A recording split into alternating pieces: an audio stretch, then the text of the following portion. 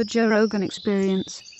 So what do you think about the Washington Post is owned by Jeff Bezos, the richest guy in the world? He's fascinating to me. And he sits on a Pentagon board, and he has a $600 million deal with the CIA, and he runs the paper of note. Wait. $600 million deal with the CIA? Yeah, which is like something twice as what his paper's worth. Is that what Amazon Alexa's doing? So Amazon Alexa's just gathering up information on everything you do? Yes, it is. That fucking thing bothers the shit out of me, yeah. Yeah, it's not good. Jamie and I were just talking about that new Apple Home thing, which has the most amazing microphones. Jamie was saying that while the music is blaring, you can say, "Hey Siri," just real quiet. "Hey Siri, why don't you suck my dick?"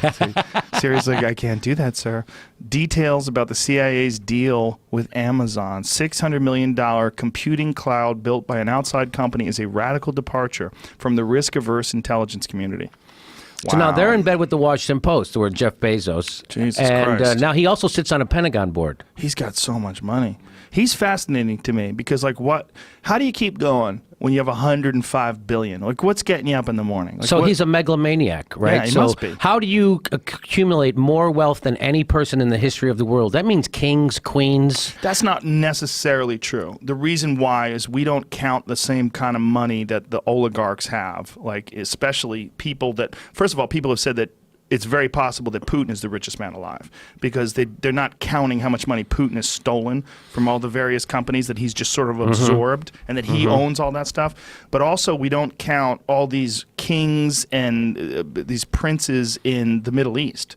They're not public people. Like, okay. So let's say of all the people we can count, he's the richest guy. A billionaire friend of mine, who's a legitimate billionaire, told me that it's entirely possible that some of these guys are trillionaires, some of these Middle Eastern guys. He's like, you've never seen wealth like this. It's insane. Do you know in the United Arab Emirates, they make it rain every week? Once a week, they make it rain. I mean, they seed the clouds. Really? And make it rain. Yeah, because they're in the desert. And they're like, I don't like this. I like it to rain. So they fucking put all that shit that they have to put into the sky to make it rain, which they've been doing forever, cloud seeding, but insanely expensive. But they do it once a week. So 52 times a year it rains there. So what do you see a problem with the richest guy in the world owning the political paper of note and being in bed with the CIA, and he's on a Pentagon board? Yeah. No, it's all spooky. It's like some kind of Orwellian fucking nightmare. Well, he's got so much money. And you can't criticize him in the paper. They won't let the people who write for that paper aren't going to fucking criticize. The Washington Post can't write anything bad about it. They're not going to write. I couldn't imagine they would even dare. One guy wrote something bad about Amazon in the Huffington Post. He got disciplined. There was a guy who was a writer for the Washington Post, wrote something in the Huffington Post that was critical of Amazon, and he got disciplined at the Washington Post for doing that. So that's the world we live in. And then we have the government. If you ever try to tell about a crime inside the government, then the government will use the Espionage Act to crack down on you. So we're living in an oligarchy, Joe. Our democracy has already been taken from us.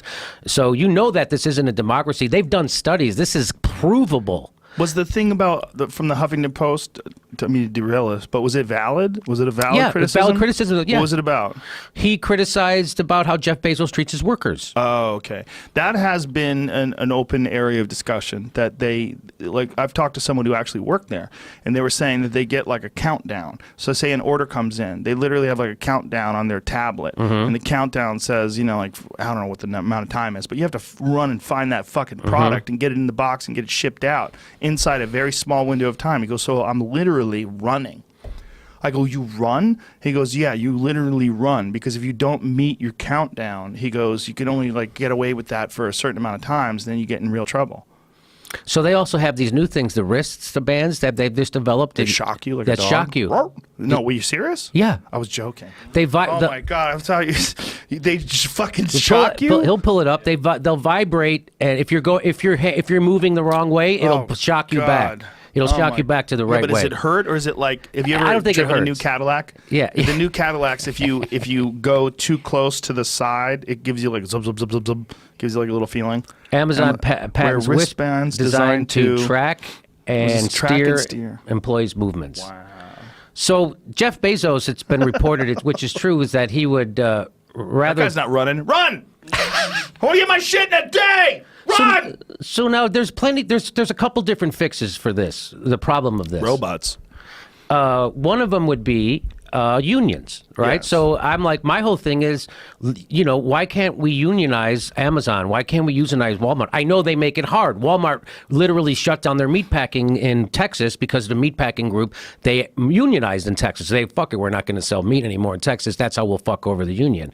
So, but we got to figure out a way to get unions in. And there's another thing, Teddy Roosevelt was a trust buster, he was a monopoly buster. 50% of all online purchases go through Amazon.com in the United States. 50%. Yeah. 51% of households in America have Amazon Prime. Only 49% have a landline. So more people have Amazon Prime in the United States than have fucking landline.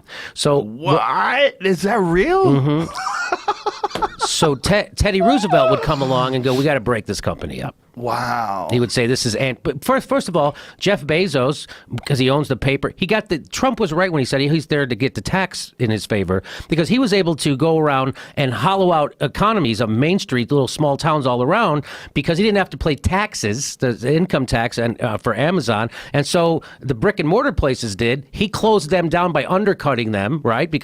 And now he's opening up brick and mortar stores. He closed down all the Barnes and Nobles and the Borders books, and now he's opening up Amazon bookstores. Did you know that? No. Yes. Amazon so bookstore. 64%. 64. There you go. 64. It's even up higher than from when I looked. Have Amazon Prime. Now, how many of those people use it for television? This is my question, because I know that Amazon started to make apparently some very good shows, but I don't hear anybody talking about watching them.